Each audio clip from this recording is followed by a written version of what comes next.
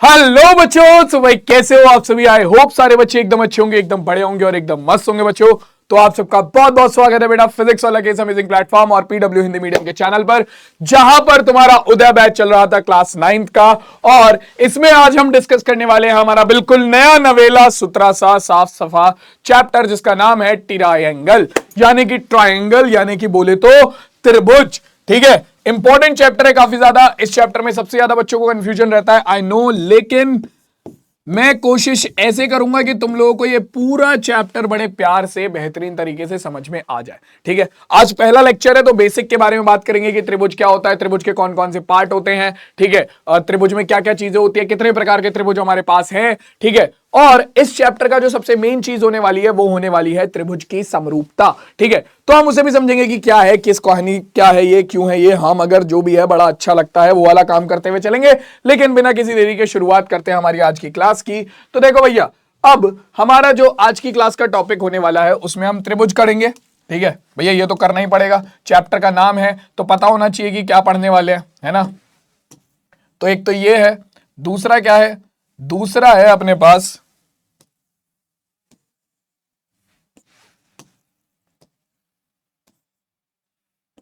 पहले त्रिभुज का बेसिक, फिर त्रिभुज के प्रकार, फिर सर्वांगसम आकृतियां क्या होती हैं और फिर त्रिभुजों की सर्वांग समता। ठीक है, मतलब यहां तक अगर पहुंची बात तो तभी जाएंगे, सर्वांगसम आकृतियों पर जाकर हम आज की क्लास में रुक जाएंगे। ठीक है, आज की क्लास अपन केवल बेसिक बेसिक तक रखेंगे कि सर्वांगसम आकृतियां क्या होती हैं, क्यों होती हैं, कैसी होती हैं, क्या करती हैं ये। ठीक है, किस लिए होती हैं ये, किस लिए हम इनका इस्तेमाल करते हैं, ये सारी चीजें हम आज की क्लास में समझेंगे। हमारा जो मेन टॉपिक होने वाला है इस पूरे चैप्टर में वो एक ही होगा और वो है सर्वांग समता, त्रिभुजों की सर्वांग समता। ये चैप्टर का नाम है त्रिभुज और इस चैप्टर में हम केवल एक ही चीज पढ़ेंगे, त्रिभुजों की सर्वांग समता, बाकी कुछ नहीं, बस यही पढ़ना है, त्रिभुजों की सर्वांग समता।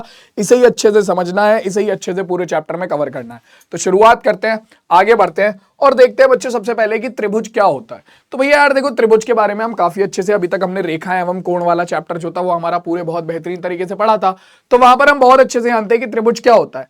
त्रिभुज हमारी एक ऐसी आकृति है, ठीक है, एक ऐसी आकृति है जो कि तीन भुजाओं से मिलकर बनी होती है। ठीक है, तीन भुजाओं से मिलकर बनी होती है। ठीक, या फिर मैं बोलूं तीन बंद भुजाओं से मिलकर बना या तीन रेखाओं से मिलकर बनी बंद आकृति को हम बोलते हैं त्रिभुज। ठीक है, तीन बंद रेखाओं से मिलकर बनी आकृति को हम बोलते हैं अपना त्रिभुज। ये लिखा हुआ है, तीन प्रतिच्छेदी रेखाओं द्वारा बनाई गई बंद आकृति त्रिभुज कहलाती है। ठीक है, त्रिभुज क्या है भैया, देखो हमारा ऐसी बंद आकृतियां जो सरल रेखाओं से मिलकर बनी होती हैं उन्हें हम बहुभुज बोलते हैं। ठीक है, और त्रिभुज जो है वो भी एक प्रकार का बहुभुज ही है। ठीक है, और त्रिभुज सबसे कम भुजाओं वाला बहुभुज होता है। क्यों? क्योंकि तीन भुजाओं से कम भुजा लेकर आप कोई बहुभुज बना ही नहीं सकते। कोई बंद आप तीन रेखाओं से कम रेखा लेकर, यानी कि दो रेखा या एक रेखा में आप कोई बहुभुज बना ही नहीं सकते, क्योंकि उससे कोई बंद आकृति बनेगी ही नहीं कभी भी। ठीक है, तो जो त्रिभुज होता है वो सबसे कम भुजाओं वाला बहुभुज होता है, याद रखना। ठीक है, यहां पर हमारे पास कितनी भुजाएं होती है? तीन भुजाएं होती है, जैसे कि एक ये रही, एक ये रही और एक ये रही। तो तीन भुजाओं वाली बंद आकृति को हम बोलते हैं क्या? त्रिभुज। ठीक है, अब जैसे इस त्रिभुज को मैं एक नाम दे देता हूं, ए, बी और सी। तो जहां पर त्रिभुज की दो भुजाएं आपस में मिलती हैं, ठीक है, जहां पर त्रिभुज की दो भुजाएं आपस में मिलती हैं वहां पर बनते हैं हमारे कोण। तो पहला कोण ये रहा, त्रिकोण बी ए सी बोल लो या फिर इसे कोण ए बोल लो। ठीक है, दूसरा कोण ये रहा, कोण ए बी सी बोल लो या फिर कोण बी बोल लो, और तीसरा कोण ये रहा, कोण ए सी बी बोल लो या फिर कोण सी बोल लो। ठीक है, तो त्रिभुज में हमारे पास तीन कोण होते हैं। ठीक है, तीन भुजा होती हैं, और जिन बिंदुओं पर त्रिभुज की दो भुजाएं मिलती हैं, जिन बिंदुओं पर त्रिभुज की दो भुजाएं मिलती हैं उन्हें हम बोलते हैं हमारे शीर्ष। ठीक है, क्या बोलते हैं उन्हें? उन्हें हम बोलते हैं हम हमारे शीर्ष। जैसे कि ये रहे, पहला एक शीर्ष ये रहा, दूसरा शीर्ष ये रहा और तीसरा शीर्ष ये रहा। तो त्रिभुज में अगर हम सीधी सीधी बात करें, तीन भुजाओं से बनी बंद आकृति को हम त्रिभुज कहते हैं, जिसमें हमारे पास तीन भुजाएं होती हैं, जैसा कि तुम देख चुके हो। यहां पर है ए बी, बी सी और सी ए। ठीक है, तीन कोण होते हैं, यहां पर आपका एक कोण है बी ए सी, एक कोण है ए बी सी और तीसरा कोण है ए सी बी, या फिर बी सी ए बोल लो। ठीक है, या फिर हम बोल सकते हैं कोण ए, कोण बी और कोण सी, तीन कोण है। और इसके अलावा इसमें 3 शीर्ष होते हैं, पहला शीर्ष है ए, दूसरा है बी और तीसरा है सी। ठीक है, त्रिभुज के कोण योग का गुण तुम ऑलरेडी पढ़ भी चुके हो, तुम्हारे रेखा और कोण वाले चैप्टर में तुमने पढ़ा था त्रिभुज के कोण योग का गुण, जहां पर हमने देखा था कि क्या होता है, त्रिभुज के तीनों कोणों का योग 180 डिग्री होता है। याद है ना, लास्ट टॉपिक वही पढ़ा था त्रिभुज के कोण योग का गुण, कि त्रिभुज के तीनों कोणों का योग 180 डिग्री होता है ना। तो याद रखना कि त्रिभुज के जो ये 3 कोण होते हैं ए बी सी, इन तीनों का अगर तुम योग लोगे तो वो 180 डिग्री बनेगा। ठीक है, अब इसके बाद जो जो चीजें मैंने तुम्हें बताई वही चीजें यहां पर लिखी हुई है। त्रिभुज के हमारे 3 भाग होते हैं, कौन कौन से, एक तो त्रिभुज का आंतरिक भाग, मतलब 3 भुजाओं से घिरा हुआ जो अंदर वाला भाग होता है उसे हम बोलते हैं आंतरिक भाग, ये रहा। ठीक है, जो त्रिभुज के बाहर का पूरा भाग होता है उसे हम बोलते हैं बाहरी भाग, और जो आंतरिक भाग से बाहरी भाग को अलग करती है, यानी कि हमारी त्रिभुज बनाने वाली जो सीमा है, परिसीमा, जो बाहरी रेखाएं हैं ये रही, इसे हम बोलते हैं परिसीमा। इसे हम क्या बोलते हैं, इसे हम बोलते हैं परिसीमा। ठीक है, यही लिखा है, इसका देखो क्या क्या लिखा है, निम्नलिखित विशेषताएं होती हैं त्रिभुज में, त्रिभुज की 3 भुजाएं होती हैं, 3 कोण होते हैं, 3 शीर्ष होते हैं, पहले ही बता चुका हूं। ठीक है, और इसका एक आंतरिक भाग और एक बाहरी भाग होता है। बाकी भैया ये जो परिसीमा है ये आंतरिक भाग को बाहरी भाग से अलग करती है। ठीक है, क्लियर हो गई बात। चलो अब देखो त्रिभुज के वर्गीकरण के बारे में बात कर लेते हैं, क्लासिफिकेशन ऑफ ट्राइंगल के बारे में बात कर लेते हैं, कि मतलब त्रिभुज जो है वो कितने प्रकार के होते हैं। तो त्रिभुज को 2 प्रकार से बांटा गया है।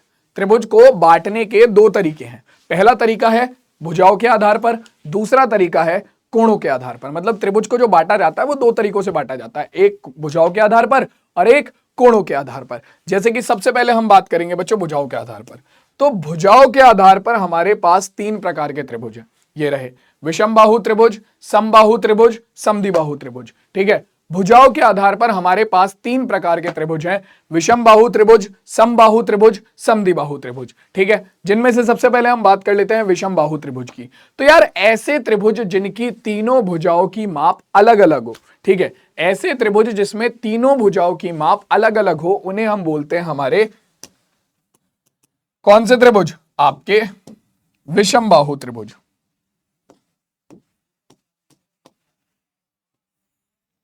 तीनों त्रिभुज, तीनों भुजाओं की माप अलग अलग होनी चाहिए बस। जैसे ये त्रिभुज हो गया पी क्यू आर, तो यहां पर एक भुजा हो गई 4 सेंटीमीटर, एक भुजा हो गई 5 सेंटीमीटर,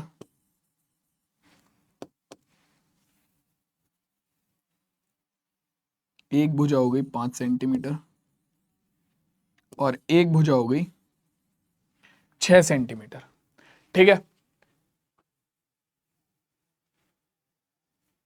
ठीक है, हाँ। तो यहां पर 3 भुजाएं जो हैं त्रिभुज की, 3 भुजा, एक है पी क्यू, एक है क्यू आर और एक है आपका आर पी।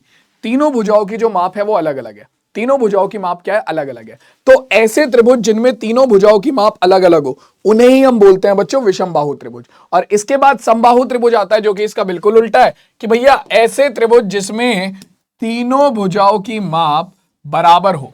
ऐसे त्रिभुज जिनमें तीनों भुजाओं की माप बराबर हो। मान लो ये है ए बी और सी। ठीक है, मान लो ये आपका 3 सेंटीमीटर की भुजा है, ये भी 3 सेंटीमीटर की भुजा है और ये भी 3 सेंटीमीटर की भुजा है। तो यानी कि ऐसे त्रिभुज जिसकी तीनों भुजाएं बराबर होती हैं, ऐसे त्रिभुज जिसकी तीनों भुजाएं बराबर होती हैं, उन्हें हम बोलते हैं समबाहु त्रिभुज। बल्कि ये तो समद्विबाहु की बात करनी है, यहां पर हमें समद्विबाहु की बात करनी है। तो समद्विबाहु भी कुछ अलग नहीं है, समद्विबाहु भी कुछ अलग नहीं है। समद्विबाहु त्रिभुज क्या होते हैं, यहां पर समद्विबाहु की बात करनी है। तो समद्विबाहु त्रिभुज हमारे वो त्रिभुज होते हैं जिनकी 2 भुजाएं बराबर होती हैं। इसके नाम में ही दिख रहा है तुम्हें सम द्विबाहु, मतलब समान 2 भुजा वाला। ठीक है, समद्विबाहु त्रिभुज ऐसे त्रिभुज होते हैं जिनकी 2 भुजाएं बराबर होती हैं। जैसे कि मान लो अगर आपके पास कोई त्रिभुज है एबीसी, उसकी 2 भुजाएं हैं 3 सेंटीमीटर और एक भुजा है आपकी 2 सेंटीमीटर, या फिर मैं इसे ले लेता हूं 4 सेंटीमीटर। ठीक है, तो इस त्रिभुज की दो भुजाएं आपस में बराबर हैं, ए बी और बी सी दो भुजाएं आपस में बराबर हैं, तो इस त्रिभुज को हम क्या बोलेंगे? समद्विबाहु त्रिभुज। ऐसे त्रिभुज जिनकी दो भुजाएं बराबर होती हैं उन्हें हम समद्विबाहु त्रिभुज बोलते हैं। वो त्रिभुज जिनकी कोई भुजा बराबर नहीं होती उन्हें हम क्या बोलते हैं? विषमबाहु त्रिभुज। वो त्रिभुज जिनकी दो भुजाएं बराबर होती हैं उन्हें हम बोलते हैं समद्विबाहु त्रिभुज। और लास्ट में भैया वो त्रिभुज जिनकी तीनों भुजाएं बराबर होती हैं, जिनकी तीनों भुजाएं बराबर होती हैं उन्हें हम बोलते हैं हमारा समबाहु त्रिभुज। तो ऐसे त्रिभुज जिनकी तीनों भुजाएं बराबर होती हैं, जैसे कि यहां पर तुम देख सकते हो एक त्रिभुज है जिसकी तीनों भुजाएं 5 सेंटीमीटर की हैं, एक त्रिभुज है जिसकी तीनों भुजाएं 5 सेंटीमीटर की हैं, तो यानी कि ये त्रिभुज कौन सा होगा? ये समबाहु त्रिभुज होगा, ये समबाहु त्रिभुज होगा। तो समबाहु त्रिभुज कौन सा होता है? याद रखना बच्चों, समबाहु त्रिभुज वो होता है जिसकी तीनों भुजाएं बराबर होती हैं, विषमबाहु त्रिभुज वो होता है जिसकी तीनों भुजाओं की माप अलग अलग होती है, और समद्विबाहु त्रिभुज वो होता है जिसकी बच्चों केवल दो भुजाएं बराबर होती हैं। ठीक है, चलो अब समबाहु त्रिभुज के बाद ये तो आपके थे को भुजाओं के आधार पर, ये थे आपके त्रिभुज के प्रकार भुजाओं के आधार पर। अब आते हैं आपके पास त्रिभुज के प्रकार कोणों के आधार पर। तो ये भी हमारे पास तीन है, ये भी हमारे पास तीन है, पहला न्यून कोण, दूसरा समकोण, तीसरा अधिक कोण। ठीक है, न्यून कोण त्रिभुज, समकोण त्रिभुज और अधिक कोण त्रिभुज। ठीक है, इससे तो तुम पहले से ही परिचित होगे, कुछ बच्चों को ये याद होगा न्यून कोण और अधिक कोण, कुछ को नहीं होगा। तो जिन्हें याद है बहुत अच्छी बात है, जिन्हें नहीं है मैं याद दिला दूंगा अभी कि किस तरीके के त्रिभुज होते हैं ये। तो सबसे पहले बात करते हैं न्यून कोण त्रिभुज की। तो न्यून कोण त्रिभुज समझने से पहले तुम्हें पता होना चाहिए न्यून कोण क्या होते हैं। तो ध्यान रखना, न्यून कोण आपका 0 डिग्री से बड़ा कोण, मान लो कोई कोण है x, ठीक है, मान लो कोई कोण है x, तो वो न्यून कोण कब होगा? जब वो 0 डिग्री से बड़ा हो और 90 डिग्री से छोटा हो। तो 0 डिग्री से बड़ा कोण और 90 डिग्री से छोटा कोण ही आपका न्यून कोण होता है। ठीक है, तो अब ऐसे त्रिभुज, ठीक है, जिसके सारे कोण न्यून कोण हो, ऐसा त्रिभुज जिसके सारे कोण न्यून कोण हो उसे हम न्यून कोण त्रिभुज बोलते हैं। मतलब एक ऐसा त्रिभुज जिसके तीनों के तीनों कोण 90 डिग्री से छोटे और 0 डिग्री से बड़े हों उसे हम न्यून कोण बोलते हैं। फॉर एग्जांपल मान लो कोण P की वैल्यू हम ले लेते हैं कितनी, ये मान लो हो गई 50 डिग्री, ये हो गई 70 डिग्री और ये हो गई 60 डिग्री। तो इस त्रिभुज में तीन कोण है, ठीक है, ए बी सी, और तीनों कोण की माप आप देख सकते हो कितनी है? तीनों कोण की माप आपकी क्या है? 90 डिग्री से छोटी और 0 डिग्री से बड़ी है, यानी कि तीनों ही कोण आपके कैसे हैं? तीनों ही कोण आपके न्यून कोण हैं। तो इस तरीके के त्रिभुज, ऐसे त्रिभुज जिसके तीनों कोण न्यून कोण हो उसे हम क्या बोलते हैं? जिसके तीनों कोण न्यून कोण हो उसे हम क्या बोलते हैं बच्चों? न्यून कोण त्रिभुज बोलते हैं। ठीक है, देखो भाई लिख भी लो ये चीज, जिसके तीनों कोण न्यून कोण हो,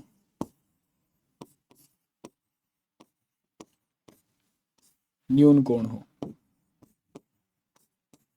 ठीक है, तीनों कोण न्यून कोण हो, ठीक, तो वो न्यून कोण त्रिभुज होते हैं। अब इसके बाद आता है समकोण त्रिभुज। इसके बारे में तुम बहुत अच्छे से जानते हो, वो त्रिभुज जिसका एक कोण समकोण होता है। अब यहां पर एक बहुत प्यारा क्वेश्चन आता है, वो अभी पूछूंगा मैं तुमसे, लेकिन तब तक जरा ये समझो, ऐसा त्रिभुज जिसका एक कोण समकोण होता है उसे हम बोलते हैं समकोण त्रिभुज।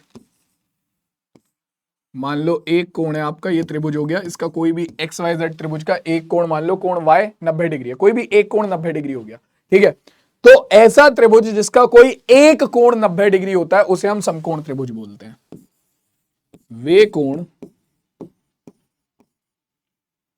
वे जिसका कोई एक कोण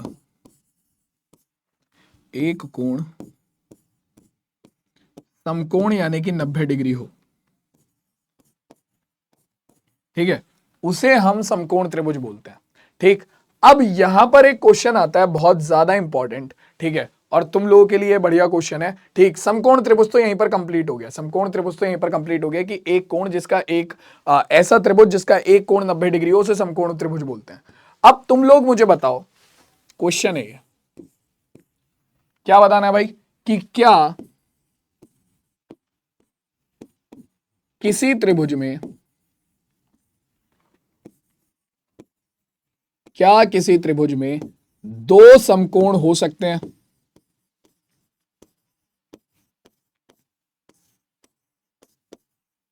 हो सकते हैं। क्या किसी त्रिभुज में दो समकोण हो सकते हैं? ये चीज तुम लोग बताओ मुझे, बताओ कमेंट में। क्या किसी त्रिभुज में दो समकोण हो सकते हैं? सोच के बताओ, आंसर बहुत दिमाग से आंसर देना। क्या किसी त्रिभुज में दो समकोण हो सकते हैं? बताओ भाई, हो सकते हैं क्या? अगर हम बात करें तो नहीं। अगर मैं उत्तर की बात करूं तो इसका उत्तर है नहीं। किसी त्रिभुज में दो समकोण नहीं हो सकते, केवल एक ही समकोण होगा।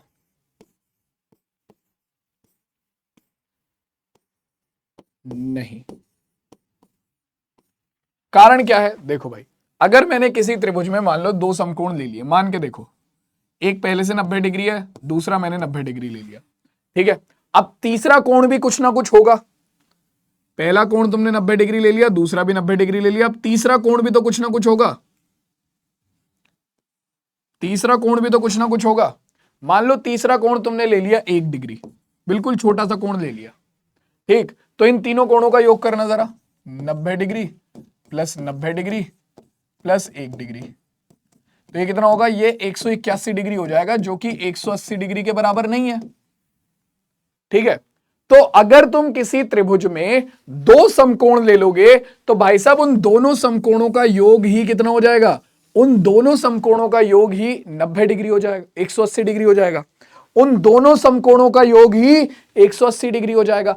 तीसरे कोण के लिए तो जगह ही नहीं बचेगी, तीसरे कोण के लिए तो जगह ही नहीं बचेगी।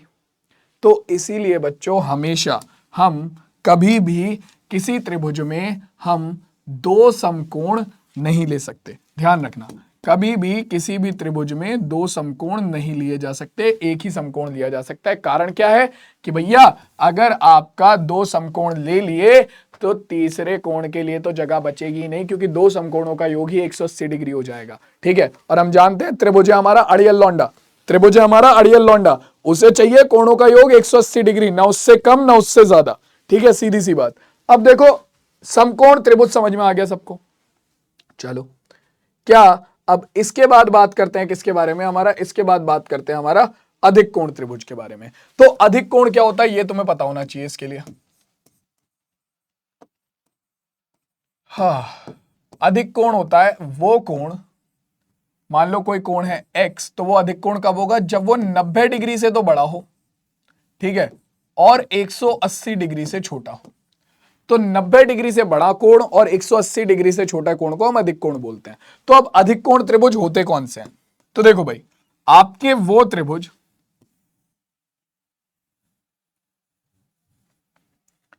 जिनका कोई एक कोण अधिक कोण होता है, जिनका कोई एक कोण अधिक कोण होता है, उन्हें हम बोलते हैं अधिक कोण त्रिभुज। मान लो ये है ए बी सी, यहां पर एक कोण है 110 डिग्री, ठीक है, दूसरा कोण है आपका 35 डिग्री, तीसरा कोण कितना बचेगा? बल्कि 35 नहीं, इसे ले लो 25 डिग्री, दूसरा कोण है 25 डिग्री। तो हमारे पास ये कितना बचेगा? ये बचेगा 45 डिग्री, ठीक है। ये कितना बचा? ये बचा हमारा 45 डिग्री, ठीक है भाई।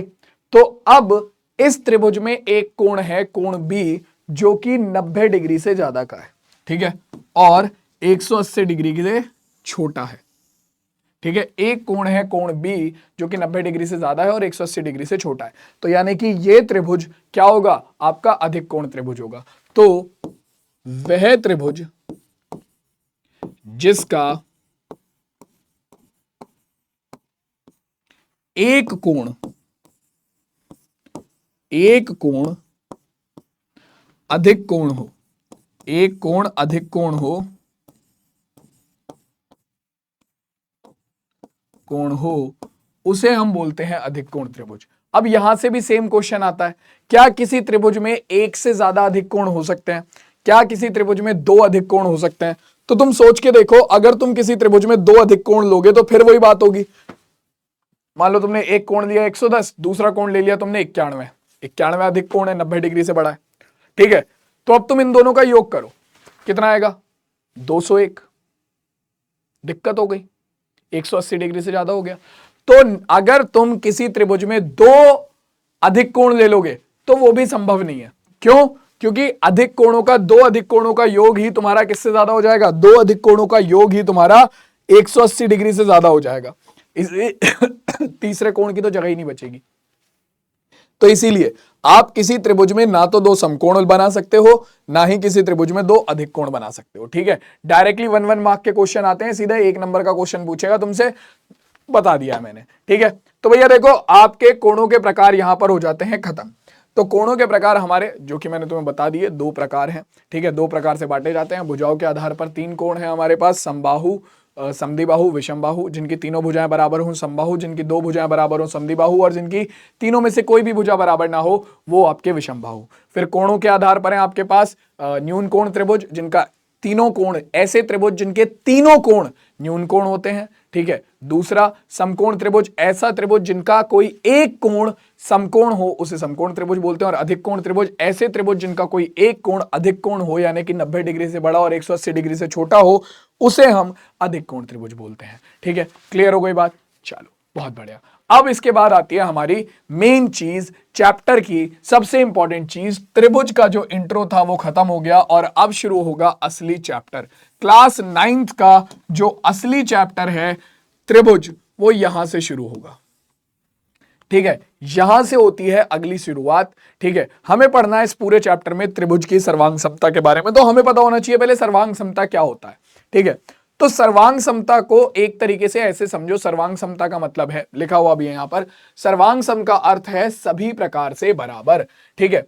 मतलब क्या मतलब है? मतलब यह है कि जुड़वा, सीधी सी बात, ठीक है। वरुण धवन देखा जुड़वा 2 का है, वरुण धवन देखा जुड़वा 2 का, हाँ बस वो क्या है? वो सर्वांग सम है, ठीक है। वो क्या है? वो सर्वांग सम है। तो सर्वांग सम का मतलब क्या होता है? देखो, ऐसी चीजें जो आकार में, जो माप में बिल्कुल बराबर होती हैं, ठीक है। उसने बोला है सभी प्रकार से बराबर, सर्वांग सम का मतलब होता है सभी प्रकार से बराबर।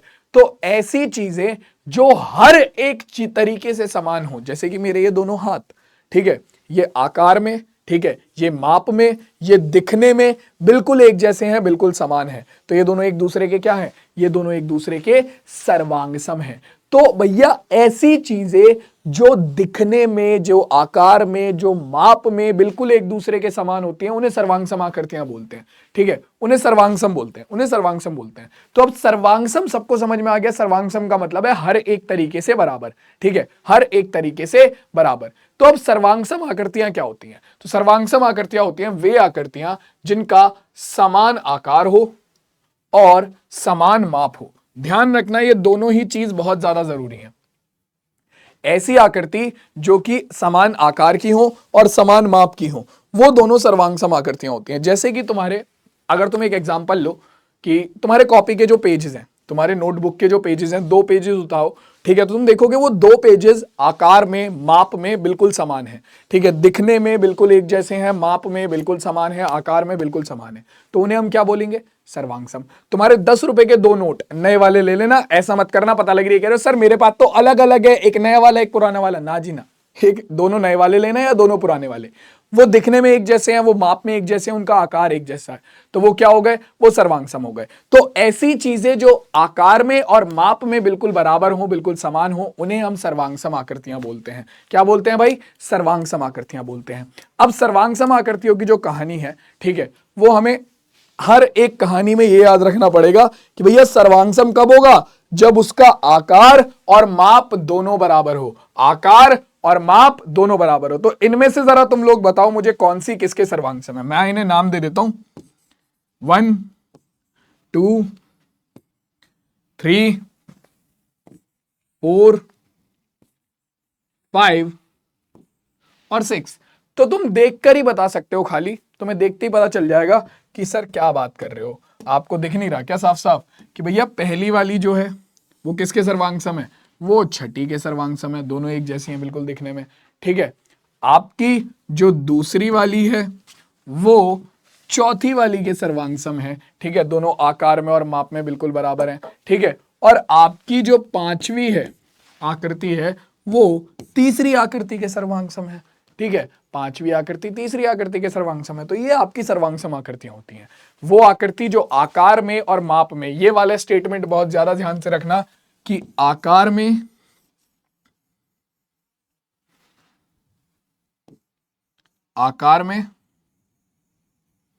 और माप में दोनों समान होने चाहिए, आकार में भी और माप में भी। तो उन्हीं आकृतियों को हम क्या बोलते हैं, उन्हीं आकृतियों को हम सर्वांग सम आकृतियां बोलते हैं। क्या बोलते हैं, सर्वांग सम आकृतियां बोलते हैं। चलो भाई, अब सर्वांग सम आकृतियों के बाद आता है हमारा सर्वांग सम त्रिभुज, क्योंकि त्रिभुज भी क्या है, त्रिभुज भी एक प्रकार की आकृति है। ठीक है, तो वो त्रिभुज जो आकार में समान हो, वो त्रिभुज जो आकार में समान हो, ठीक है, वो त्रिभुज, बल्कि एक सर्वांग सम आकृतियों में एक और चीज भी आती है, वो भी समझ लेते हैं हाथों हाथी। ठीक है, जैसे कि मान लो मैं समान त्रिज्या के दो वृत्त बनाता हूं,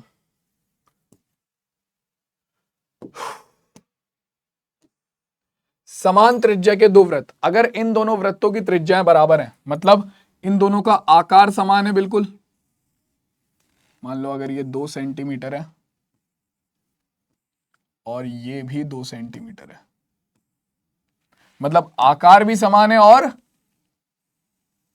माप भी समान है, आकार भी समान है और माप भी समान है। तो ये दोनों वृत्त कैसे हो जाएंगे, आपके दोनों वृत्त कैसे हो जाएंगे, आपके सर्वांग सम हो जाएंगे। तो ये याद रखना कि समान त्रिज्या के, ध्यान से, समान त्रिज्या के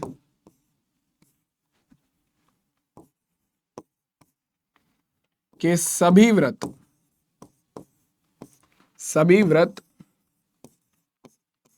सर्वांग सम होते हैं। अगर सारे वृत्तों की त्रिज्याएं समान कर दो तो वो सब आपस में क्या हो जाएंगे, सर्वांग सम हो जाएंगे। तो ये पॉइंट याद रखना, स्पेशली बोला जा रहा है समान त्रिज्या के, ध्यान से, समान त्रिज्या के बोला जा रहा है। अगर त्रिज्या अलग अलग हुई, मान लो अगर एक वृत्त की त्रिज्या 2 सेंटीमीटर है और दूसरे की 3 कर दी, तो तब वो दोनों सर्वांग सम नहीं होंगे। क्यों, क्योंकि उनका आकार तो सेम है, यानी कि वो वृत्त तो हैं, लेकिन उनकी माप अलग अलग हो गई है। सर्वांग सम होने के लिए आकार भी बराबर होने चाहिए और माप भी बराबर होने चाहिए। ठीक है, आकार भी बराबर होने चाहिए और माप भी बराबर होनी चाहिए सर्वांग समता के लिए। ठीक है, क्लियर हो गई बात, समझ में आ गया, समझ गया अच्छे से। सेम इसी तरीके का कॉन्सेप्ट है तुम्हारा किसके लिए, वर्ग के लिए। अगर मैं 2 वर्ग बनाता हूं,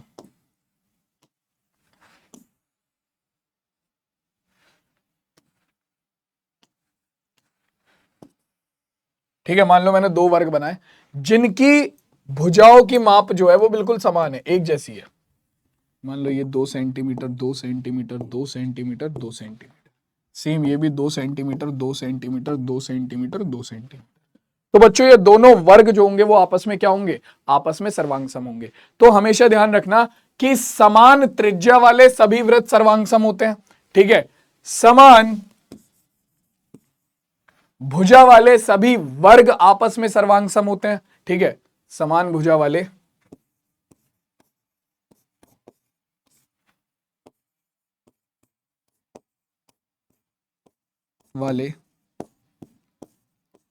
सभी वर्ग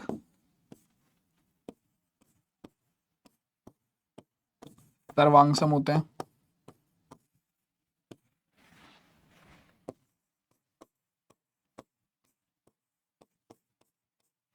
ठीक है, और अगर मैं बात करूं समान भुजा वाले समबाहु त्रिभुजों की, समान भुजा वाले समबाहु त्रिभुजों की, तो वो भी आपस में क्या होते हैं, वो भी आपस में सर्वांग सम होते हैं। याद रखना, समान भुजा वाले समबाहु त्रिभुज भी आपस में सर्वांग सम होते हैं। क्लियर हो गई बात। अब देखो बच्चों, अब आते हैं तुम्हारे पास सर्वांग सम त्रिभुज या त्रिभुजों की सर्वांग समता।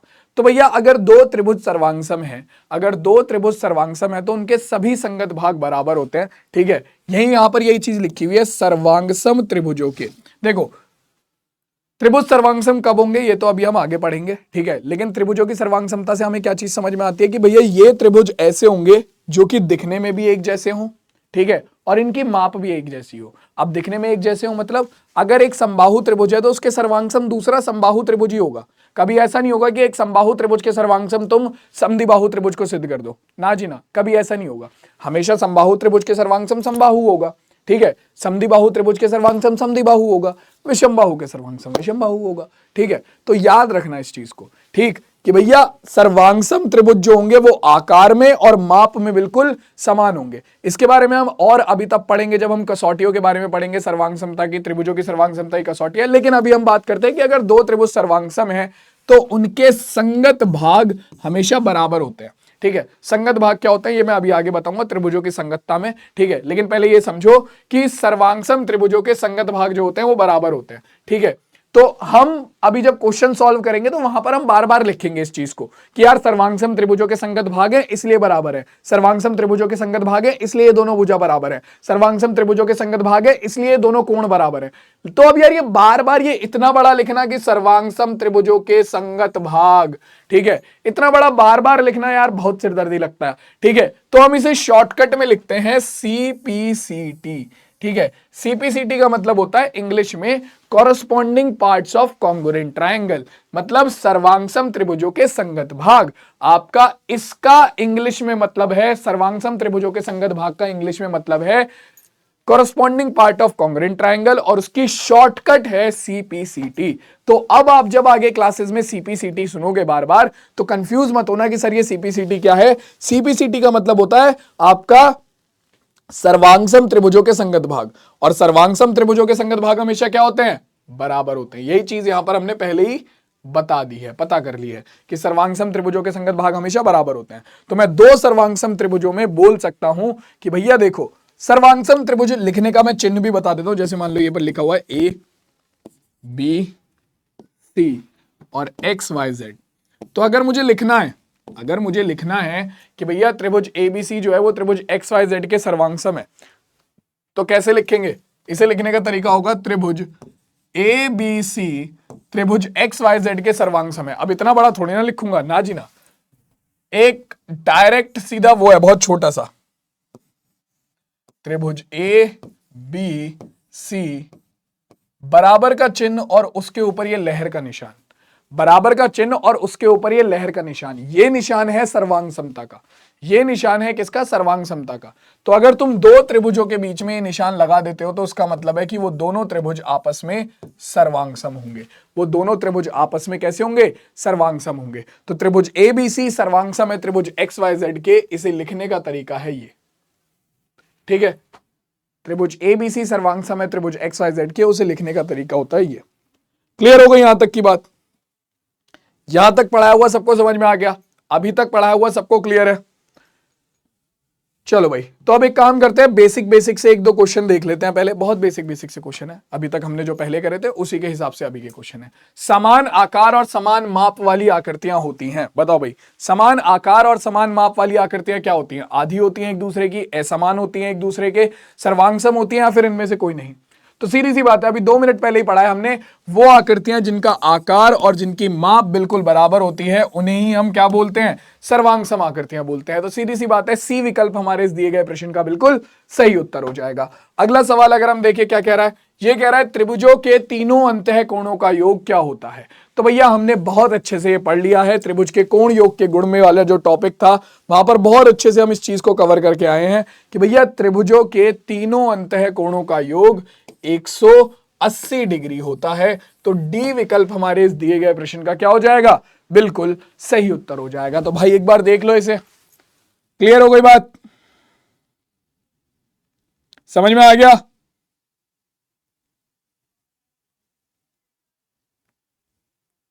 क्लियर है सबको? ये त्रिभुजों के तीनों कोणों का योग 180 डिग्री होता है। चलो ठीक है, अब आगे देखो बच्चों, ये दोनों बेसिक से क्वेश्चन थे, हो गए, ठीक है।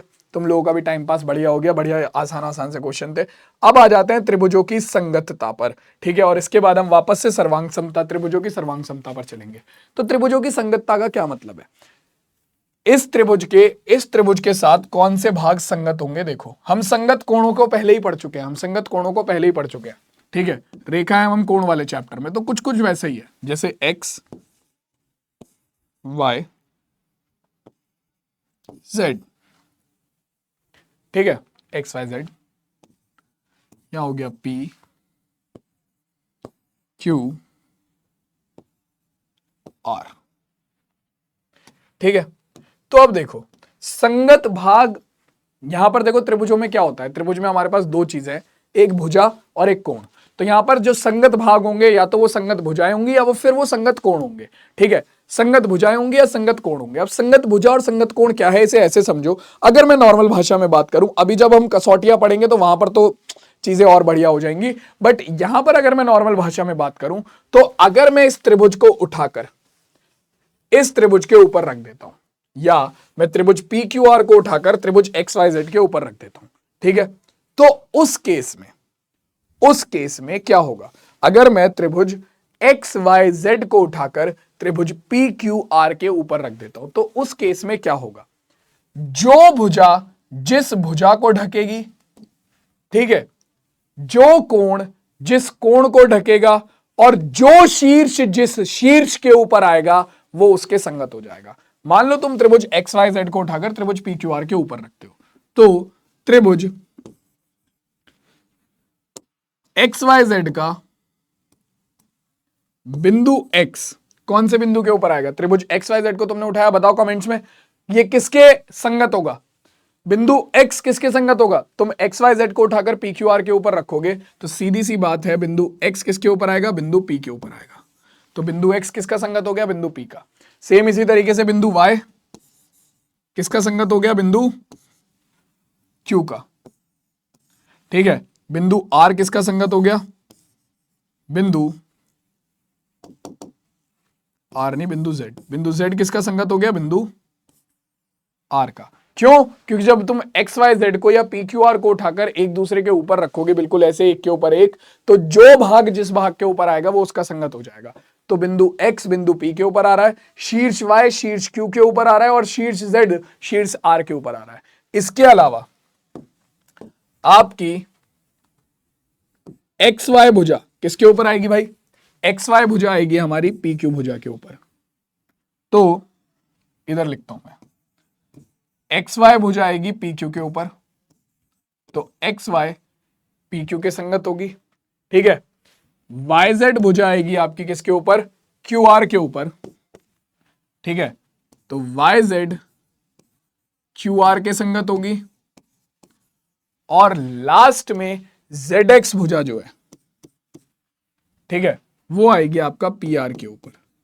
तो जेड एक्स जो है वो किसके संगत हो जाएगी, वो पी आर के संगत हो जाएगी, ठीक है, पी आर के संगत हो जाएगी।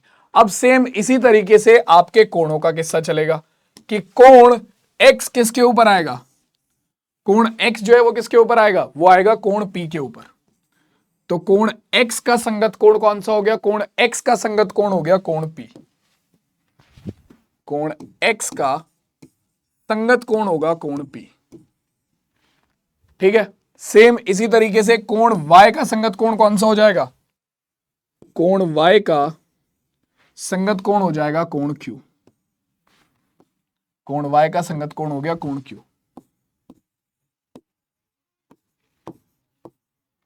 और आपका कोण z का संगत कोण कौन सा हो जाएगा भाई, कोण z का संगत कोण हो जाएगा आपका कोण r,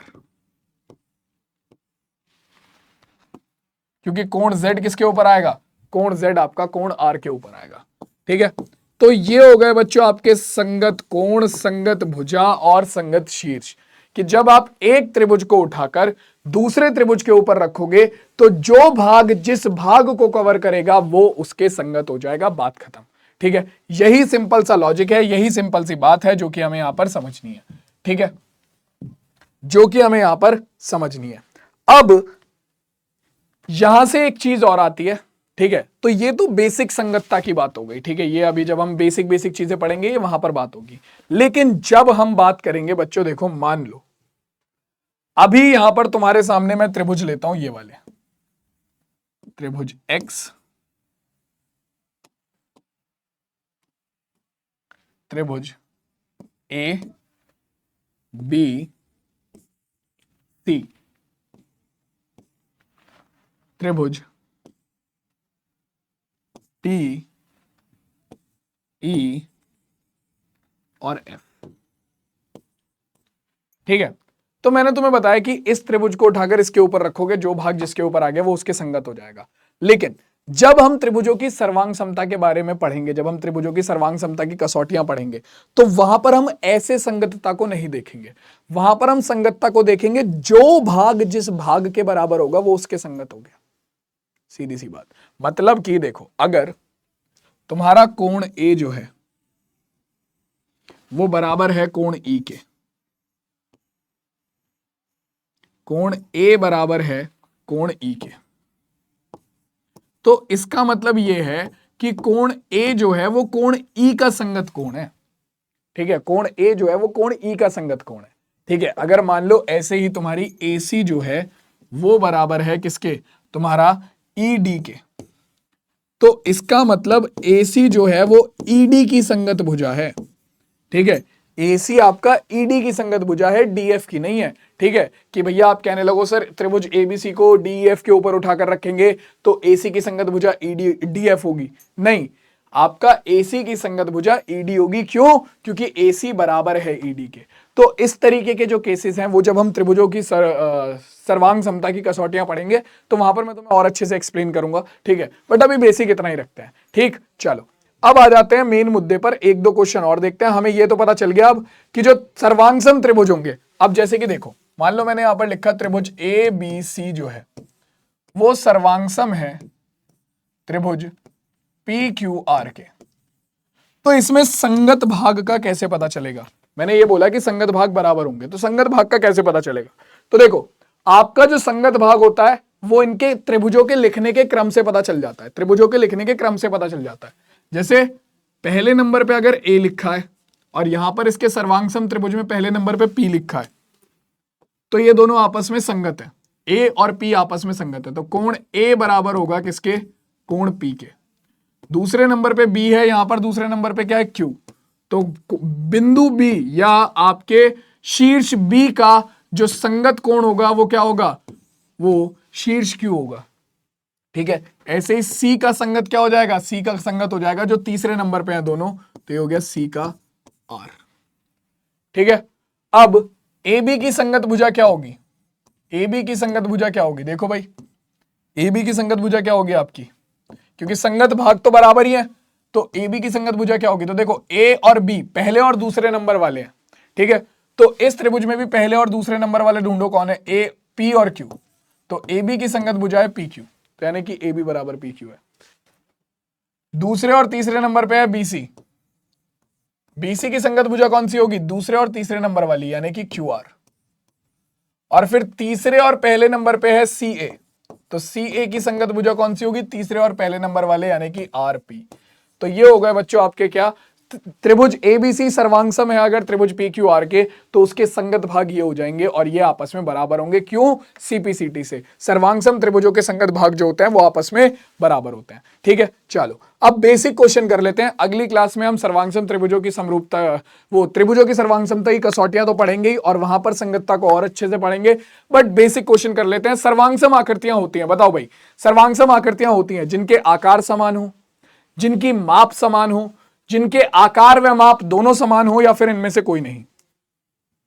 तो बच्चों हम बहुत अच्छे से ये चीज पढ़ चुके हैं कि, और मैंने तुम्हें स्टार्टिंग में ही क्लियर किया था कि सर्वांगसम होने के लिए आपका आकार और माप दोनों का समान होना बहुत ज्यादा जरूरी है। ये 1 मार्क का क्वेश्चन आता है, सर्वांगसम होने के लिए आपका आकार और माप दोनों का बराबर होना जरूरी है, किसी एक से काम नहीं चलेगा, दोनों का बराबर होना जरूरी है। अब इसके बाद आता है त्रिभुज ABC व त्रिभुज DEF सर्वांगसम है तब, बताओ भाई, बोला है त्रिभुज ABC जो है वो सर्वांगसम है त्रिभुज DEF के। बताओ भाई, त्रिभुज A का संगत कोण त्रिभुज E है, त्रिभुज B का संगत कोण त्रिभुज E है, या त्रिभुज C का संगत कोण त्रिभुज E है। सॉरी, कोण A का संगत कोण कोण E है, कोण B का संगत कोण कोण E है, या कोण C का संगत कोण कोण E है। तो सारे कोण E के बारे में बात कर रहे हैं, तो कोण E का संगत कोण देख लो, ये रहा कोण E, कौन से नंबर पे है, ये दूसरे, तो इस वाले त्रिभुज में दूसरे नंबर पे क्या है, B, तो ये दोनों आपस में संगत होंगे, कोण B और कोण E संगत कोण होंगे। सीधी सी बात, तो क्या हो जाएगा, कोण B कोण ई का संगत कोण होगा, यानी कि आपका बी विकल्प इस प्रश्न का बिल्कुल सही उत्तर हो जाएगा। ठीक है बच्चों, तो देखो भाई आज की जो क्लास है उसमें हमने त्रिभुज जो है उसका बेसिक पढ़ लिया, त्रिभुज के प्रकार पढ़ लिए, ठीक है, समरूप सर्वांग सम आकृतियां क्या होती हैं ये पढ़ लिया, और त्रिभुजों की सर्वांग समता के बारे में बेसिक चीजें पढ़ ली हमने। ठीक है, और हमने देख लिया कि भैया दो त्रिभुज अगर सर्वांग सम है तो उनके संगत भाग हमेशा बराबर होंगे। ठीक है, अब अगली क्लास में हम त्रिभुजों की सर्वांग समता के बारे में और पढ़ेंगे और उसकी सर्वांग समता की कसौटियां भी देखेंगे। तो मिलते हैं सीधा नेक्स्ट क्लास में, तब तक के लिए सारे बच्चे अपना ध्यान रखो, पढ़ाई करते रहो। ठीक है, टेक केयर, टाटा और बाय बाय।